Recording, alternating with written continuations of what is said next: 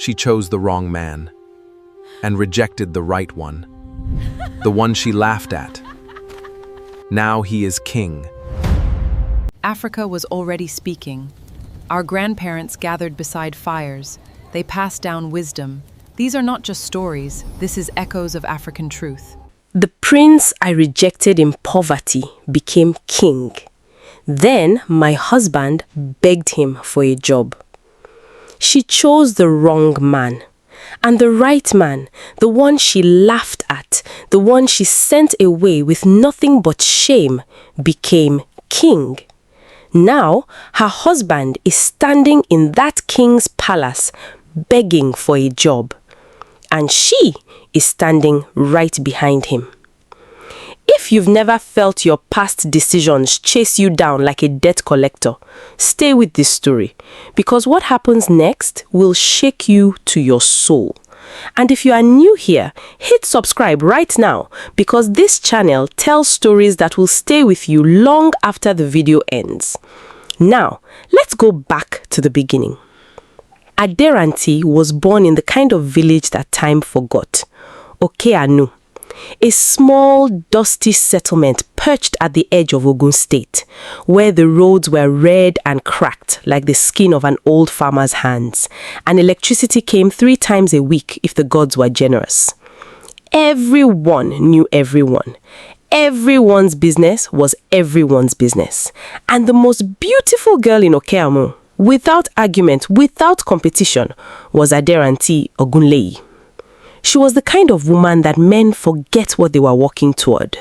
Tall, smooth-skinned, with eyes that held something between wisdom and mischief. Her mother, a petty trader who sold ogi and akara at the morning market, used to say, "Aderanti, your beauty is a gift from God. Don't waste it on a poor man." And Aderanti had taken that to heart deeply. Now, in Okeanu, there was a young man named Babatunde Adeyemi. Everyone called him Tunde. He was quiet in the way that deep rivers are quiet, still on the surface but moving powerfully underneath. He came from a modest family. His father, Baba Adeyemi, a farmer who had seen better days and worse ones. They were not poor in spirit, but they were poor in the way that mattered in a village like this. No land, no connections, no flashy name. But Tunde was different. He read books when other boys played ball. He asked questions that made the village elders sit up straight. He had this way of looking at a problem and seeing 3 solutions before anyone else saw the problem. And he had been quietly, devotedly, completely in love with Aderanti since they were teenagers sharing the same dusty classroom. He wrote her letters, real handwritten letters on folded paper, because that's what you did when you couldn't afford a phone that worked. He quoted Wole Soyinka. He compared her to the rising Harmattan moon. He was not smooth or flashy, but everything he wrote was real. Aderanti read every letter, and then she burnt them. Not out of cruelty, at least that's what she told herself, but out of strategy. Because she had bigger plans, and Babatunde Adeyemi, son of a farmer, with his patched trousers and borrowed books, was not part of those plans. When he finally came to her father's compound one Sunday evening, dressed in his best, a slightly too large kaftan, iron stiff with a hot plate, to formally declare his intention, Aderanti didn't even let him finish. She came out herself. Her mother tried to stop her, but Aderanti walked out into the compound where Tunde stood, hope burning in his chest like a lantern. And she said, in front of his friend who came with him, she said, "Tunde, go and find yourself a job first. Then go and find a better family. Then maybe you can come and talk to me." She didn't shout it. She said it calmly. That was the worst part. His friend laughed, just a small laugh, the kind people do when they are uncomfortable. But Tunde didn't laugh. He didn't get angry either. He just looked at her, long and steady. Then he nodded once, the way a man does when he has just made a decision that will change the rest of his life. He said, "All right, Aderanti." That was all. He picked up his cap from under his arm, put it on his head, turned and walked away. She watched him go. And for just 1 second, one fraction of a second, something moved inside her. A whisper, a warning, but she swallowed it down. She had bigger fish to fry. 6 months later, Aderanti married Olushola Bankole.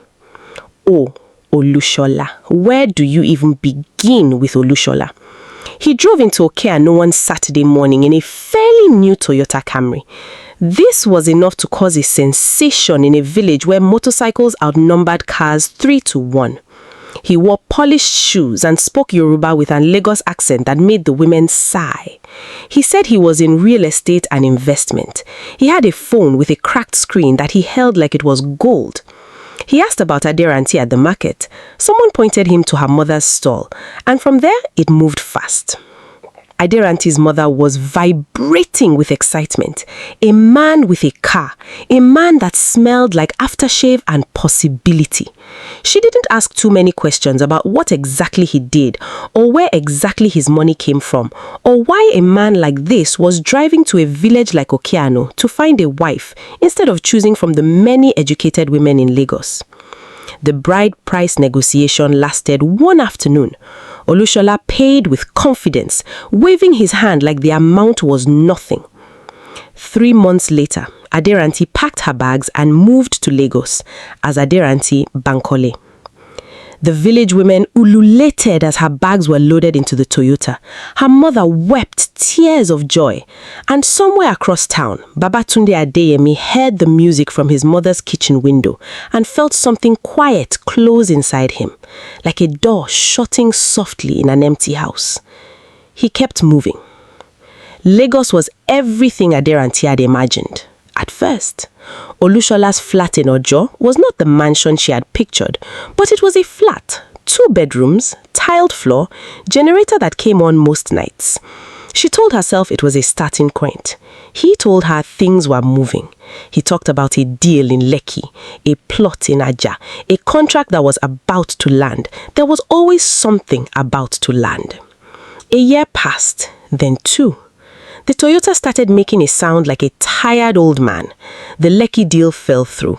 The Ajah plot, Aderanti would later learn, never existed. And Olushola, her confident, cologne-wearing husband, turned out to be what Lagos people call an Omoaje botha. Someone who looked like money but had none of it. He wasn't wicked. That was the confusing part. He wasn't beating her or insulting her. He was just hollow. A man made entirely of appearances with nothing behind the curtain. He bounced between jobs like a ball in a small room. He sold insurance. He tried network marketing. He got into a printing business with a friend that collapsed after 2 months. He borrowed from Aderanti's family. Small amounts at first, then larger ones. Money she had saved from her petty trading and the small salary she earned as a shop attendant. And he always had a reason. Always an explanation, always the next big plan. By the 5th year, Aderanti was feeding the house. She had moved from shop attendant to wholesale fabric trader. Her hustle, her stubbornness, her mother's market instinct kicking in. She was the one paying rent, paying school fees for the 2 children that had come, carrying the weight. And Olushola, smooth, useless, charming Olushola, was at home watching football and waiting for his next big idea. She had made her choice, and now she was living inside it. Now, this is the part where everything shifts. One Thursday morning, Aderanti was at the market in Balogun when she saw a headline on a phone someone was holding nearby. She almost walked past, then the words registered. Prince Babatunde Adeyemi of Akeji Kingdom officially crowned king. She stopped walking. The woman whose phone it was looked at her like she was mad. Aderanti didn't notice. She was staring at the picture below the headline. The same face, the same steady eyes, but older, stronger, wrapped in royal regalia, a beaded crown on his head, his chin lifted. The quiet boy from Okeano. The son of the farmer with the patched trousers. She grabbed her own phone, searched his name, and the world she thought she understood collapsed. Babatunde Adeyemi had left Okeano this same week Aderanti married Olushola. He had gone to Abuja, where a distant relative had a civil engineering firm. He had worked like a man possessed, got sponsored for a degree in project management, rose through the firm, started his own, won contract, government contract, infrastructure, roads, housing estates. But the part that shook her, the part that made her sit down in a plastic stool in the middle of Balogun Market without caring that people were staring, was this. Babatunde was a prince. A real one. His grandfather had been the Oni of a small but respected kingdom called Akeji in Osun State. His father, Baba Adeyemi, the farmer, had left the palace years ago after a dispute with the elders and settled in Okeano under a different name, trying to live a quiet life. Tunde had grown up not knowing the full weight of what he carried until his father told him on his deathbed who they really were. When the old Akeji king died without a direct heir, the royal council had searched, deliberated, prayed, and the bloodline had led them to one man, Babatunde Adeyemi. The boy with the patched trousers, the one she had sent away. Aderansi sat in that market for a long time. Around her, traders shouted prices, okadas honked, women balanced basins on their heads. Life moved like it always did. But inside her, something had cracked open. And it was just beginning. If you're sitting down for this story, good, don't move, because the worst is still coming. And if you haven't subscribed yet, do it now. Stories like this one don't go to sleep when the video ends. They live in you. It was Olushola who found out first about Tunde's coronation, and in the most humiliating way possible. He had been introduced to a business associate in Lagos, who happened to mention knowing people in Akeji Kingdom. Connections, contracts, government rehabilitation projects being overseen by the new Oba. Roads, school buildings, millions in allocated funds. Olushola's eyes lit up with the old fire. The fire he always got when he smelt an opportunity he could not truly reach. And then the associate said the Oba's name. Olushola came home that night with a strange expression, somewhere between excitement and something he couldn't name. He told Aderanti about the contracts, about the Oba. He said, "This man, Babatunde Adeyemi, wasn't he from your village? Didn't you know him?" Aderanti was washing dishes. She didn't turn around. She said, "I knew him." "Good," Olushola said. "Very good, because I need you to reach out to him. We have a real chance here, Aderanti, a real one. This contract could change everything." She turned around then.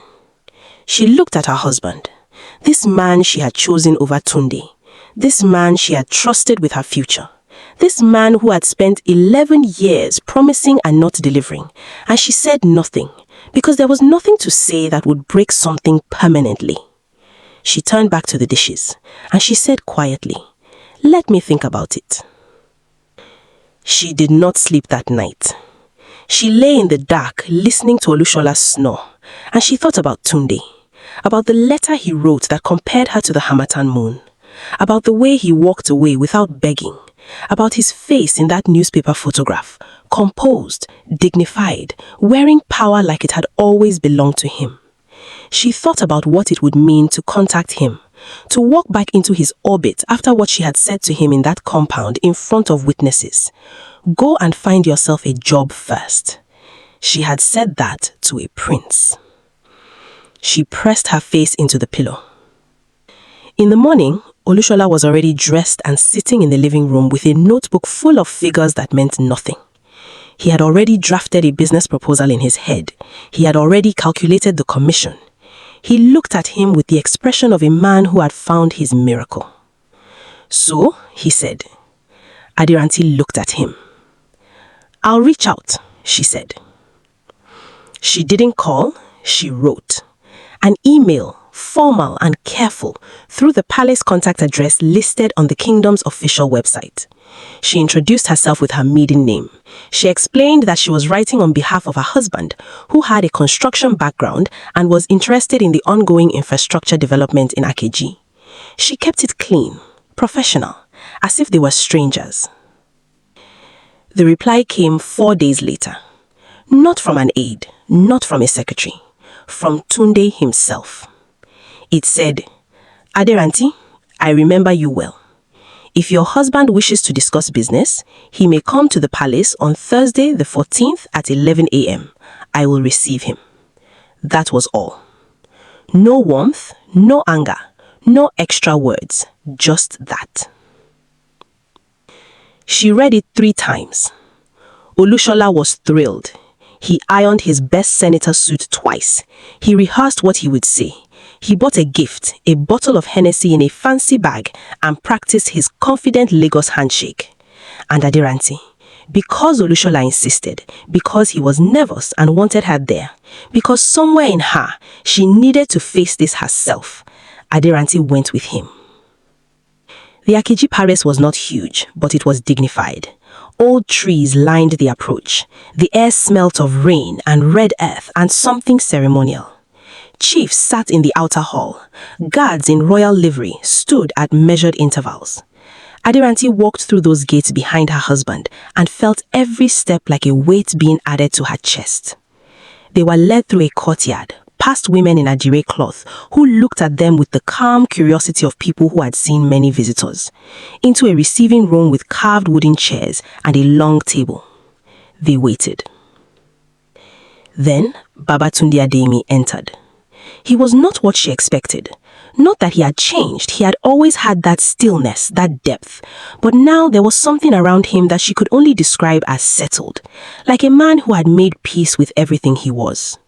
He wore a simple agbada, no crown for this informal meeting, but his presence filled the room the way a mountain fills a valley, without effort, without announcement. He looked at Olushola first, extended his hand, firm, brief. Then he looked at Aderanti. It was just a look, 3 seconds, maybe 4. But in those seconds, she felt something she had not felt since that evening in her father's compound. That small whisper, that warning, except now louder and permanent and too late. He said, "Welcome." Nothing else. The meeting was courteous and professional. Tunde listened to Olushola with the patience of a man who had sat through 1,000 meetings. He asked precise questions. Olushola answered confidently for a while, then less confidently when the questions got technical. Aderanti sat to the side, hardly speaking, watching. There was an aide present who took notes. Everything was proper. At the end, Tunde said, "I will review the proposal and have my team respond within 2 weeks." Olushola pumped his hand, almost bowed. He was glowing. As they rose to leave, Tunde said, "Aderanti." She stopped. Olushola was already near the door, talking to the aide, oblivious. Tunde said, "How are your parents? Your mother, is she well?" His voice was even, no performance, just a question. Aderanti's throat tightened. "She is well, thank you for asking." He nodded. And that was all. But as she walked out of that palace, through the courtyard, past the old trees, into the waiting car, she realized she was shaking. Not with embarrassment, not exactly with regret, with the full, clear, merciless understanding of what she had thrown away. The 2 weeks passed. The palace responded. Formal letter, royal head-ahead. The proposal had been reviewed. There were concerns about the company's portfolio and registration status. The project in question required a higher level of certification. However, the palace was willing to consider Olushola Bankole for a junior coordination role on one of the smaller community projects, subject to verification of qualifications. A job. Not a contract, not partnership. A job. Olushola read the letter and was quiet for a long time. Then he said, "It's a start." Aderanti said nothing. She went into the bedroom and sat on the edge of the bed and pressed her palms flat on her thighs. She had sent a man away because he had no job, no title, no name, She had told him to come back when he was better. She had chosen polish over substance, surface over soul. And now, her husband, her choice, was going to report to that man's palace for a junior coordination role. A life had a sense of humor that was almost cruel in how precise it was. The story does not end there. Because 3 months into Olushola's role at the Akeji Community Project, something happened. He embezzled funds. Not a huge amount, but enough. Materials he had signed for that never arrived, payments he had authorized that went into a private account. The palace auditors caught it in week 11. He was quietly let go. The matter was handled without a public scandal. Tunde was not the kind of man who weaponized humiliation. But Olushola knew. The community liaison who told him spoke carefully, diplomatically, but the message was clear. Don't come back. He came home and didn't tell Aderanti for 2 days. She found out from a woman in her fabric trader's circle whose cousin worked near the palace. That night, for the first time in 11 years, Aderanti sat across from her husband at the kitchen table and asked the question she had never asked directly. Not because she was afraid, but because she had been hoping, praying that she was wrong about him. She said, "Is it true?" Olushola looked at the table. She had her answer. She didn't scream, didn't weep, she just sat with it. That night, she wrote a letter. Not to Olushola, not to her mother. She wrote to Babatunde Adeyemi. Not for business, not about her husband. She wrote a personal letter. She told him she was sorry. She said she had been 22 and stupid and raised to confuse a man's current condition for his future character. She said she had looked at him and seen a farmer's son when she should have seen who he actually was. She said she was not writing for anything, not forgiveness, not a second chance, nothing he owed her. She just needed to say it because the weight of it had been sitting in her chest for 11 years and she did not want to carry it anymore. She sealed the letter and sent it through the palace address. She did not expect a reply. He replied in 10 days. He wrote, "Aderanti, thank you for your letter. I want you to know that I left Okiano without bitterness. I left with clarity.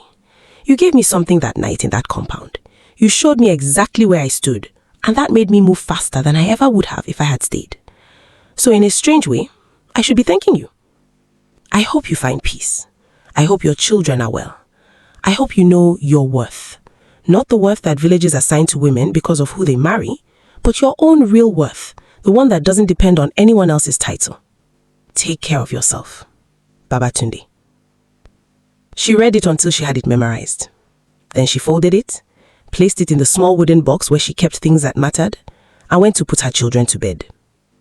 In the weeks that followed, Aderanti made decisions. She did not announce them with drama. She did not perform her pain for anyone. She simply moved.